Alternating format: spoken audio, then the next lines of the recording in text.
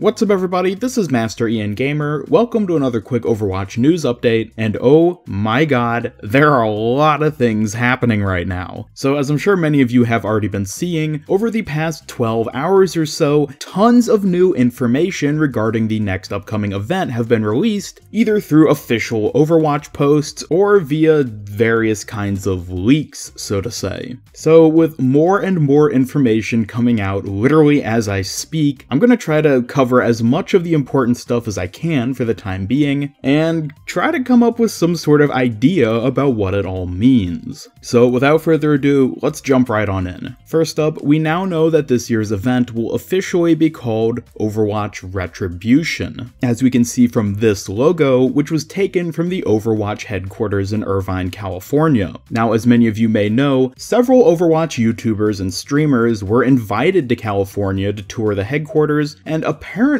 even get a sneak peek of all the new content for this year's Archives event. It seems like they're all under some sort of non-disclosure agreement, so they can't just flat out tell us the new content just yet. However, there have been a few leaks, some of which I imagine were intentional, even by Blizzard, because as we all know, they definitely control their leaks in order to build hype, but yada yada, that's a completely different topic. Anyways, so not only do we have this Retribution logo, which confirms the name of this year's event, but if we take a look at the Chinese version of the logo, it apparently translates to the Venice Incident. Now, I will admit that I don't personally read Chinese, and this information is just coming through various sources through Reddit and the internet, but it does seem confirmed that this says the Venice Incident. Now, where have we heard this name before? I suspect you'll recognize it, if nothing else, because I've talked about it in a few previous videos of mine. This event is alluded to in Moira's backstory, and is apparently the point in time where Moira's affiliation with Blackwatch was first discovered. So it seems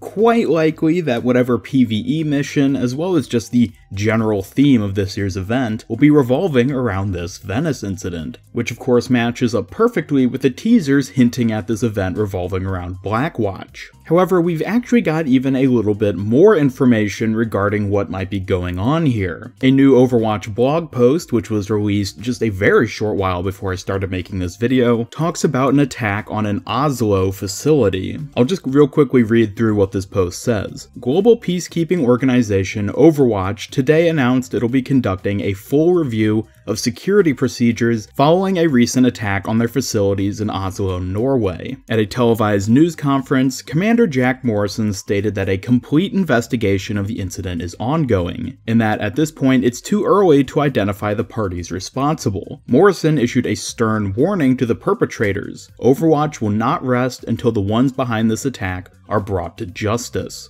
Morrison confirmed that Overwatch has identified a number of suspects behind the strike, but declined to provide any further details. So, how does this Norway attack tie into the Venice Incident? Well, given that Jack Morrison apparently suspects the culprits, I think it's safe to say that those culprits are Talon. And given that we know Talon has at least some kind of base of operations in Venice, I think the Venice Incident is going to be Overwatch sending Blackwatch agents, most likely Reyes, Moira, and possibly Genji and McCree, to infiltrate the Venice Talon base and get retribution, you could say, against these perpetrators. I'm guessing this is going to be the PvE mission event, where playing as the Blackwatch agents, you have to break into the Talon facility in order to do whatever, I guess. Now, we can assume that something goes horribly wrong, even if they are successful in getting their retribution. It seems quite likely that this is the cause of Moira's exposure, and so of course there are a lot of little details that we don't really know yet, but I'm sure we'll find out as we actually play the mission, or even just in the coming week as Blizzard releases more information about the event in general. Don't forget that tomorrow during the Overwatch League livestream, there's supposed to be a big video showing off presumably a bunch of new information about this new event.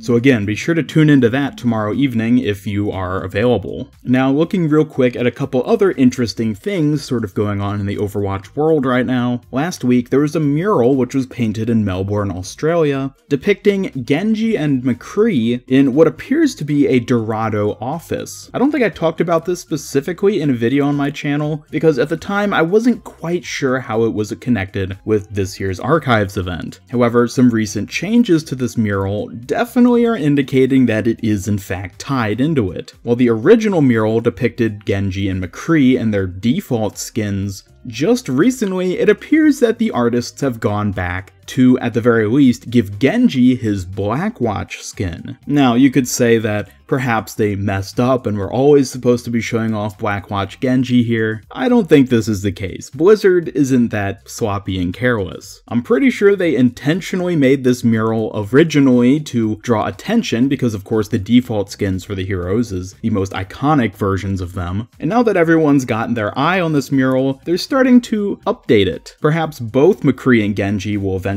become their Blackwatch versions, and there might even be some more details added to it, particularly on the left-hand side, which at the time being is fairly empty. Now, I will say, this seems like a lot of effort to just constantly be updating this mural just for the sake of a single Overwatch event. In fact, why did Blizzard invite all those YouTubers and streamers to California just to show them off details about a new Overwatch event? Why have there been so many mysterious teasers leading up to it so far? And why would they even use up time during the OWL broadcast to show off a new video about it?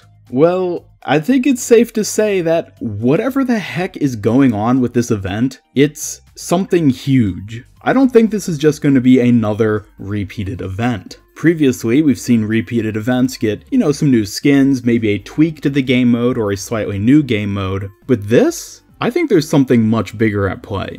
I don't know if we're necessarily gonna expect to get like 20 new legendary skins or something ridiculous like that, but I do think that the big thing going on here is story progress. Now, of course, there was a lot of story revealed in the Uprising event back in 2017, but I wouldn't be surprised if this event is kickstarting like a whole new wave of story content. I mean, as I'm sure we're all aware of, we've been desperately craving more story for the game. We love the characters in it, we love the setting of the Overwatch universe, but there just hasn't been the right amount of story and lore to really satisfy our interest in the world. So could this be Blizzard's effort to finally push a good, heavy story? I think it is. I've seen some people think that all this hype is building up to a new game feature, such as a clan system or role select. And maybe, but that feels very